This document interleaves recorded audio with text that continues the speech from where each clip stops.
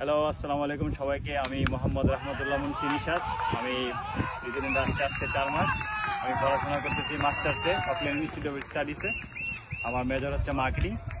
So আমি currently job করতেছি customer sales representative হিসেবে কেয়ারটেক্স পেট্রোল স্টেশনে।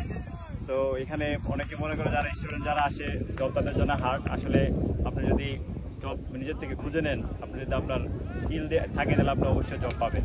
সো আমি সিকে জব সিভি ড্রপ করি, তারপর আমি সব জায়গার মধ্যে যাই, সব জায়গাতে যা স্প্রেড করি সিভিগুলো দেই। তো আমার একসাথে 4টা জবের অফার আসে। তো আমি যেহেতু আমি মার্কেটিং পড়াশোনা করতেছি, সেক্ষেত্রে আমার কেয়ারটেক্সে কাস্টমার সেলস রিপ্রেজেন্টেটিভ যেটা আছে সেটা আমার সাবজেক্টের সাথে রিলেটেড। এই জন্য আমি কাস্টমার সেলস রিপ্রেজেন্টেটিভ হিসেবে সিলেক্ট করে নিই। তারপরে আমার জার্নিটা তেমন একটা সহজ নয়, কারণ হচ্ছে আমি অস্ট্রেলিয়াতে 2বার অ্যাপ্লাই করি। সো 2বারে আমি রিফিউজ হই। So I was depressed that time.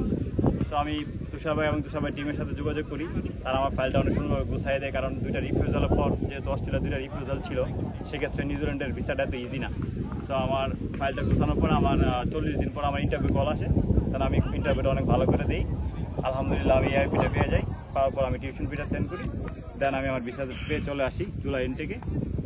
তো এখন বাংলাদেশে যে এখানে নিউজিল্যান্ডের প্রতি উইকেই একটা টুর্নামেন্ট থাকে। তো আমি বান্দি ক্রিকেট টুর্নামেন্টে আসে অকল্যান্ড বেঙ্গল টাইগার্সের একজন সদস্য হিসাবে খেলতেছি। তো আমার সানডেতে আমি চেষ্টা করি যে এন্টারটেনমেন্টের জন্য স্পোর্টসে ইনভলভমেন্ট থাকার জন্য।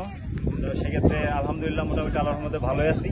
এখন আপনাদের সবার কাছে দোয়া থাকবে, যে দোয়া করবেন আমি যে পড়াশোনা করতে আসি ওটা যাতে সম্পূর্ণ করতে পারি।